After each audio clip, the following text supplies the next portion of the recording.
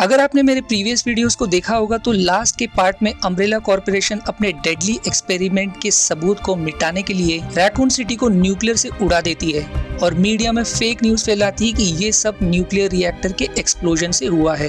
Carlos, जिल, Angela और LJ किसी तरह इन्फेक्टेड रैकून सिटी से बचकर निकल जाते हैं, पर एलिस डॉक्टर आइजैक के हाथ आ जाती है जो उस पर और न्यू एक्सपेरिमेंट्स परफॉर्म करते हैं, जिससे वो और भी शक्तिशाली हो जाती है अपने न्यू सुपरनैचुरल पावर से। अंत में एलिस के फ्रेंड्स उसे वहां से किसी तरह बचाकर ले जाते हैं, पर हैरानी की बात ये है कि डॉक्टर आइजैक खुद उसे बचाकर निकालने में मदद करते हैं। इसके अलावा हमें ये भी पता चलता है कि अब अम्ब्रेला कॉर्पोरेशन एलिस को सैटेलाइट की मदद से ट्रैक और कंट्रोल कर सकता है, इसीलिए डॉक्टर आइजैक एंड में एलिस को किसी ऑपरेशन के लिए एक्टिवेट करते हैं। इस मूवी में हमें पता चलेगा कि आखिर क्या होता है एलिस के एक्टिवेशन के बाद। मूवी की शुरुआत होती है एलिस से, जो सरप्राइजिंगली पार्ट 1 की तरह फिर से उसी सेम मेंशन के शॉवर रूम से बेहोशी में उठती है। यहाँ ठीक वैसे होते दिखाया है जैसे पार्ट 1 में एलिस के साथ हुआ था। कंफ्यूज्ड और डर में उसे ऐसा लगने लगता है कि वो फिर से किसी तरह उसी रैकून सिटी के मेंशन में वापस आ गई है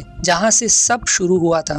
मेंशन की छानबीन करते हुए वो उसी लेजर रूम में जा पहुंचती हैं जहां उसके ग्रुप की लेजर की वजह से डेथ हुई थी। वो और जांच कर रही होती है कि अचानक से लेजर एक्टिवेट हो जाता है, पर वो बचकर एसी वेंट के रास्ते से निकलकर खुद को किसी हॉस्पिटल के हॉलवे में पाती है जो अजीब और भयानक तरीके से शांत होता है। वहाँ सीसीटीवी कैमरा के रेड लाइट इंडिकेटर को देख के उसे समझ आता है कि कोई उस पर नजर बनाए रखा है और शायद से यहाँ कोई जाल हो सकता है। इसीलिए वो नजदीक की रोलिंग बेड की मदद से आगे बढ़ती है, पर अचानक से एक जायंट ब्लेड मशीन उसके रोलिंग बेड को काट देता है। ये देखकर उसे जाल के बारे में यकीन हो जाता है और इसीलिए वो धीरे धीरे आगे बढ़ने लगती है, पर थोड़ी देर आगे जाने पर दूसरा जाल ट्रिगर हो जाता है और एक ड्रोन मशीन गन चारों तरफ फायर करने लगता है, जिससे एलिस की मौत हो जाती है। एलिस के मरने पर डॉक्टर आइजैक की एंट्री होती है, जो कुछ साइंटिस्ट के साथ एलिस के बॉडी का ब्लड सैंपल लेकर उसे ठिकाने लगाने का ऑर्डर देते हैं। साइंटिस्ट एलिस के बॉडी को किसी गड्ढे में फेंकते हैं जिसमें एलिस की और भी कई डुप्लीकेट बॉडी फेंके दिखाई देते हैं। यहाँ मूवी के स्टार्ट में रिवील होता है कि हाइव लैब के अलावा अम्ब्रेला कॉर्पोरेशन के पास और भी कई अंडरग्राउंड रिसर्च लैब फैसिलिटी है, जहाँ वो पिछले पार्ट में एलिस के बॉडी से कलेक्ट किए जेनेटिक सैंपल से उसकी एग्जैक्ट डुप्लीकेट बनाने की कोशिश में है, पर हर बार नाकामयाब हो जाते हैं क्योंकि असली एलिस की तरह उनमें वो फुर्ती और चालाकी नहीं होती। अब मूवी का सीन असली एलिस की तरफ मुड़ जाता है, जहां एलिस अपनी न्यू अवतार में खुद के एक्सपीरियंस को रिकॉर्ड करते हुए बताती है कि हालांकि अम्ब्रेला कॉर्पोरेशन ने अपनी पूरी कोशिश की इन्फेक्शन को रैकून सिटी से रिलीज ना हो, उसे न्यूक्लियर से डिस्ट्रॉय करके टी वायरस फिर भी पूरी दुनिया में फैल गया, जिससे न केवल इंसान, दुनिया के सभी पौधे और झील सूख कर रेगिस्तान में बदल गए। बचे हुए इंसान को अब जिंदा रहने के लिए फूड और बेसिक सुविधा के लिए दुनिया भर में भटकते रहना पड़ता है। मूवी के आगे सीन में दिखाया है कि एलिस अकेले सरवाइव करने के लिए जगह जगह भटकती है और रेडियो ट्रांसमिशन की मदद से मुश्किल में फंसे लोगों को बचाती है। अगर आपने मेरे प्रीवियस पार्ट का एंड देखा होगा तो आपके दिमाग में यह सवाल जरूर होगा कि एलिस के फ्रेंड्स एंजेला, कार्लोस, जिल और एलजे कहाँ गए, एलिस उनके साथ कैसे नहीं है। ये मिस्ट्री मूवी में आगे क्लियर होगी।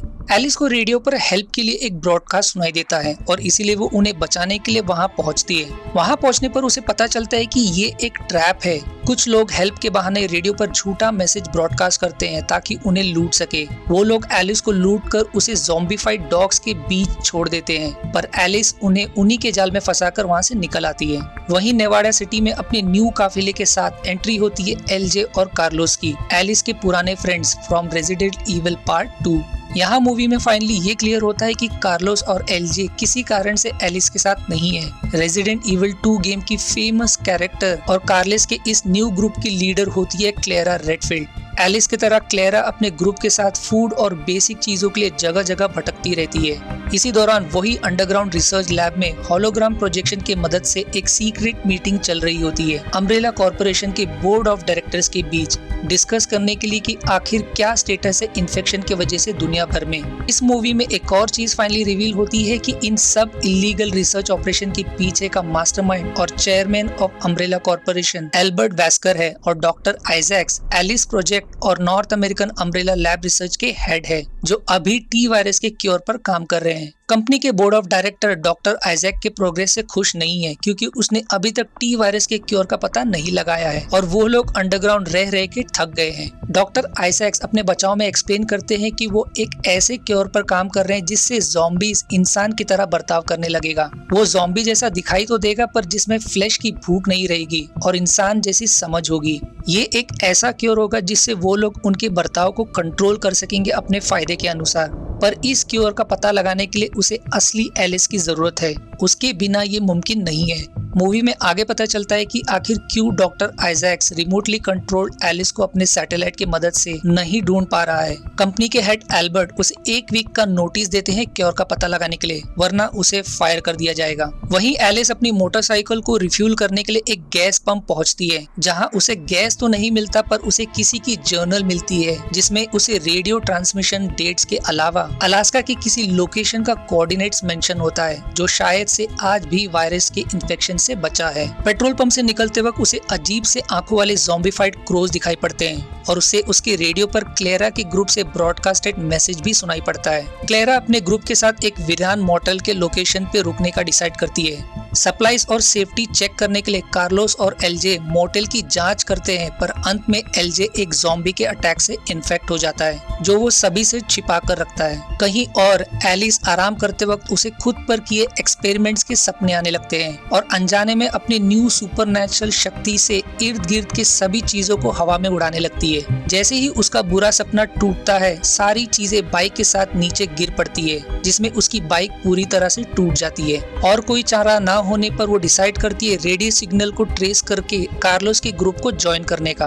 वहीं डॉक्टर आइजैक अपने न्यू एक्सपेरिमेंट में एलिस के जेनेटिक सैंपल को एक ज़ॉम्बी में इंजेक्ट करते हैं, जिससे उसमें इंसानों की तरह समझ आ जाती है, पर वो अब भी अनकंट्रोलेबल हो जाता है जब एक आसान पहेली सुलझा नहीं पाता और कैद से छूटकर रूम में स्थित साइंटिस्ट को मार देता है। डॉक्टर इस न्यू ज़ॉम्बी को ट्राई करने के लिए एलिस के क्लोन नंबर 87 को इस न्यू ज़ॉम्बी के साथ रिलीज करते हैं, जहां ज़ॉम्बी एलिस को आसानी से हरा देता है। डॉक्टर को रियलाइज होता है कि उसने और भी पावरफुल ज़ॉम्बी का निर्माण किया है, जिसकी वो यूज असली एलिस को पकड़ने में कर सकता है। क्लेरा और उसके ग्रुप मेंबर्स की जब नींद खुलती है, तब खुद को ज़ॉम्बीफाइड क्रोज से गिरा पाते हैं। खतरा महसूस करने पर सभी वहां से चुपचाप निकलने की कोशिश करते हैं, पर सभी ज़ॉम्बीफाइड क्रोज उन पर अटैक कर देते हैं। किस्मत से एलिस वहां टाइम पर पहुंच जाती है और अपने सुपरनैचुरल पावर से सभी क्रोज को फायर से डिस्ट्रॉय कर देती है, पर फिर भी क्लेरा के कुछ ग्रुप मेंबर्स की इसमें डेथ हो जाती है। इस घटना के बाद एलिस कार्लोस को कन्फेस करती है कि वो जानबूझकर उसे और टीम से अलग हो गई।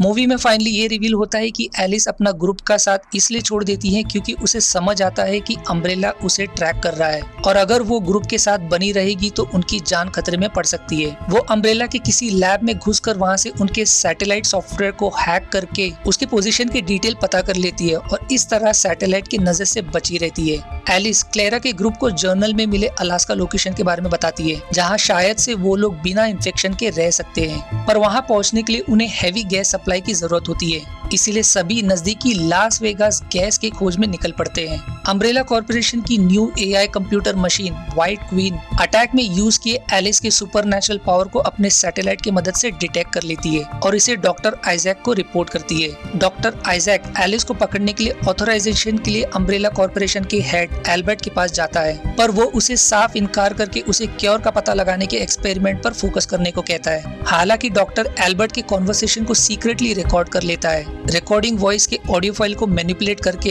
एल्बर्ट के ऑर्डर के अगेंस्ट एलिस के कैप्चर ऑपरेशन को अप्रूव करवा लेता है और सैटेलाइट को एलिस के लोकेशन पर सेट करके अपने सोल्जर्स और न्यू ज़ॉम्बीज के साथ लास वेगास की तरफ निकल पड़ता है।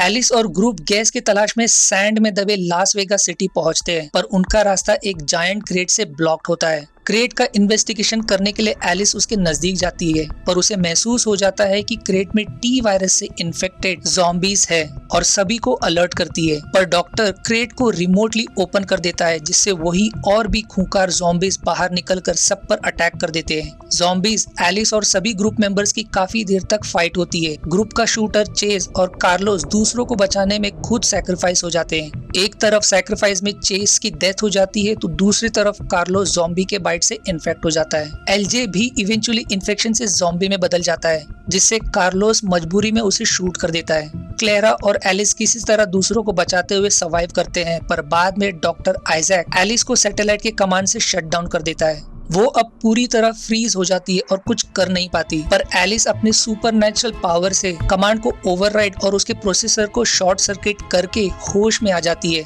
और अंत में सभी ज़ॉम्बीज को मार देती है। डॉक्टर आइजैक हेलीकॉप्टर से बचकर निकल रहा होता है कि खुद भी ज़ॉम्बी के डेडली बाइट से इन्फेक्ट हो जाता है। एलिस डॉक्टर आइजैक के हेलीकॉप्टर को शूट करने वाली होती है कि वो उसे जाने देती है, क्योंकि उसे उस हेलीकॉप्टर की जरूरत होती है। डॉक्टर लैब पहुंचकर डेडली इन्फेक्शन को रिवर्स करने के लिए एलिस के सीरम से बनाए न्यू एंटीडोट का ओवरडोज ले लेता है, जिससे उसके बॉडी में रिएक्शन होने लगते हैं। डॉक्टर ने ये ऑपरेशन अल्बर्ट के अगेंस्ट परफॉर्म किया होता है और अब वो इन्फेक्शन की वजह से और डेंजरस हो जाता है। इसीलिए स्लेटर एल्बर्ट के ऑर्डर पर डॉक्टर को शूट कर देता है। शूटिंग से मरने पर उसके बॉडी के डेड सेल इन्फेक्शन और एंटीडोट के रिएक्शन से उसका बॉडी म्यूटेट करने लगता है। वो एक मॉन्स्टर क्रीचर में बदल जाता है और स्लेटर और लैब के सभी लोगों को मार देता है। वहीं ज़ॉम्बी से फाइट के बाद अब बस एलिस, क्लेरा, केमार्ट के अलावा कुछ ही लोग बचे होते हैं और वही कार्लोस इन्फेक्ट हो जाता है। एलिस डॉक्टर के हेलीकॉप्टर की लोकेशन को ट्रैक कर लेती है, जो ज़ॉम्बी से पूरा घिरा होता है।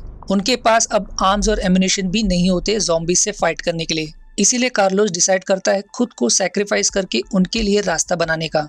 एलिस ना चाहते हुए भी कार्लोस को रोक नहीं पाती, क्योंकि उनके पास और कोई चारा नहीं होता है और कार्लोस पहले से इन्फेक्टेड होता है।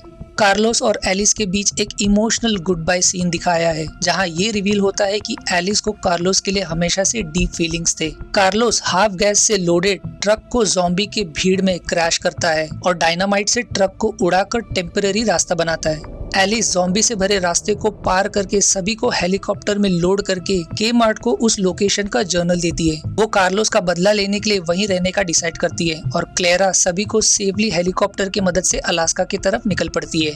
हेलीकॉप्टर के निकलने के बाद एलिस को उसके रिजेक्टेड डेड डुप्लीकेट बॉडी के बारे में पता लगता है। वो और भी गुस्से में अंडरग्राउंड लैब में निकल पड़ती है, जहां उसकी मुलाकात रेड क्वीन की सिस्टर व्हाइट क्वीन से होती है। व्हाइट क्वीन उसे डॉक्टर के इन्फेक्शन के बारे में बताती है। यहाँ एलिस को ये भी पता चलता है कि उसका ब्लड टी वायरस के इन्फेक्शन को परमानेंटली क्योर कर सकता है अगर उसके ब्लड को इस लैब में हार्नेस करे तो। टी वायरस ने किसी तरह एलिस के बॉडी सेल से एक स्ट्रॉन्ग बॉन्ड बिल्ड किया, इसीलिए उसका बॉडी ज़ॉम्बी में बदलने के बजाय इवॉल्व होता है, जिससे वो इतना पावरफुल बन जाती है। व्हाइट क्वीन की मदद से एलिस डॉक्टर आइजैक के सर्च में नीचे के फ्लोर पे जाती है, जहां उसे अपने डुप्लीकेट्स किसी एक्सपेरिमेंटल वाटर बबल में दिखाई देते हैं। अपने क्लोन्स को ऑब्जर्व करते दौरान डॉक्टर आइजैक उस पर अटैक करता है, जिससे क्लोन नंबर 88 से टकराकर वाटर बबल टूट जाता है। एलिस अपने डुप्लीकेट को जैकेट से कवर करके डॉक्टर का पीछा करते करते वही सेम लोकेशन में जाती है जहां मूवी की शुरुआत होती है। दोनों में घमासान फाइट होती है, पर डॉक्टर अपने स्ट्रेंथ और सुपरनेचुरल पावर से एलिस पर भारी पड़ जाता है। इवेंचुअली दोनों लेजर रूम में जा पहुंचते हैं, जो ऑटोमेटिकली एक्टिवेट हो जाता है, जिसमें डॉक्टर की कट के मौत हो जाती है। एलिस भी लेजर का शिकार होने वाली होती है कि उसका क्लोन 88 लेजर को रिमोटली बंद कर देती है, जिससे एलिस बच जाती है।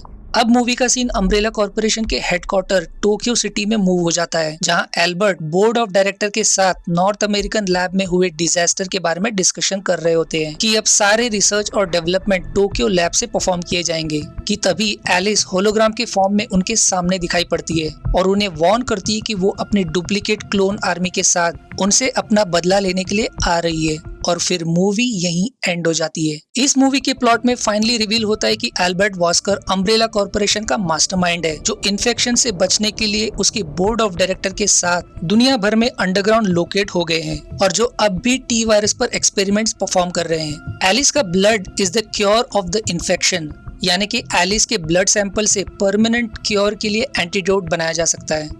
मूवी के कुछ प्लॉट जो आगे की सीक्वल में रिवील होगा वो ये कि आखिर डिफरेंस क्या है व्हाइट और रेड क्वीन के बीच।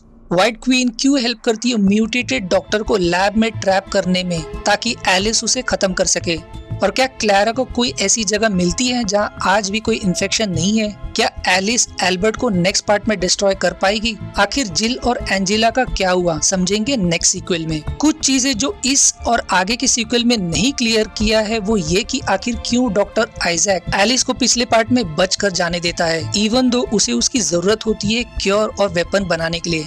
अगर आपको इस प्लॉट के बारे में पता है तो कमेंट में मेंशन जरूर करें। आशा है आपको मेरी एक्सप्लेनेशन पसंद आई। यदि हाँ तो प्लीज वीडियो को लाइक करना और चैनल को सब्सक्राइब करके सपोर्ट करना ना भूलें। मिलते हैं अगले एक्सप्लेनेशन वीडियो में, तब तक के लिए धन्यवाद दोस्तों।